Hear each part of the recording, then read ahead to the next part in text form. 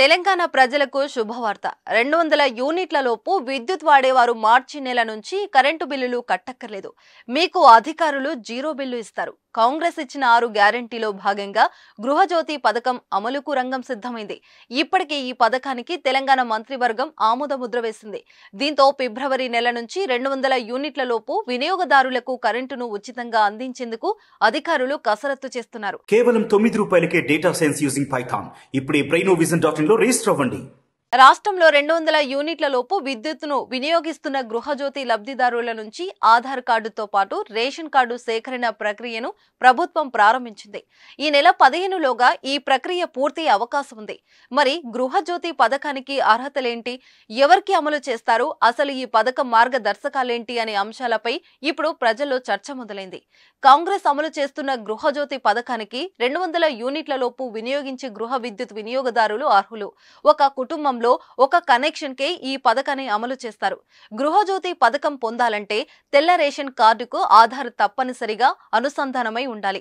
అదేవిధంగా గతంలో ప్రజాపాలనలో దరఖాస్తు చేసుకున్న సందర్భంగా యూనిక్ సర్వీస్ కనెక్షన్ నంబర్ను పొందుపరిచి ఉండాలి. డిస్కంలు ఎట్టి పరిస్థితుల్లోనూ కనెక్షన్ పై పేరు మార్చరాదు.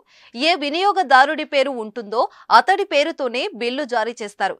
అదేవిధంగా 2022 నుంచి 23 ఆర్థిక సంవత్సరంలో మీ ఇంటి విద్యుత్ వినియోగాన్ని పరిగణంలోకి తీసుకుని గృహజ్యోతి పథకాన్ని అమలు చేస్తారు. గత సంవత్సరంలో వినియోగించిన విద్యుత్ను లెక్క కట్టి హామీని అమలు చేస్తారు. ఉదాహరణకు మీరు 2023లో 2160 యూనిట్లు వాడి ఉంటే దానికి 10% అదనంగా కలుపుతారు. అప్పుడు వార్షిక వినియోగం 2376 యూనిట్లు అవుతుంది. దానిని 12తో భాగించి నెల సగటు తీస్తారు. ఇలా చేసినప్పుడు నెలకు సగటున 198 యూనిట్లు వస్తుంది. అంటే 200 యూనిట్ల లోపు ఉంటుంది. దీంతో వారికి ఉచిత విద్యుత్తును అమలు చేస్తారు.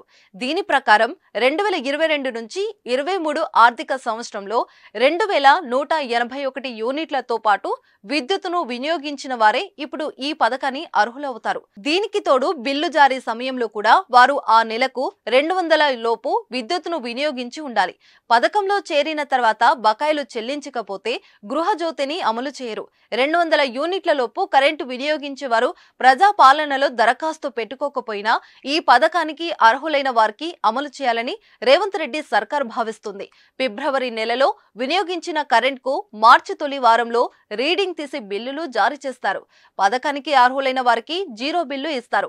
అయితే ఉచిత విద్యుత్ పొందే వినియోగదారులంతా తప్పనిసరిగా బకాయిలన్నీ చెల్లించాలని అన్న విషయం గుర్తుపెట్టుకోవాలి. రాష్ట్ర వ్యాప్తంగా తొలి విడతలో 34,59,585 మందికి ఈ పథకాన్ని అమలు చేయనున్నారు.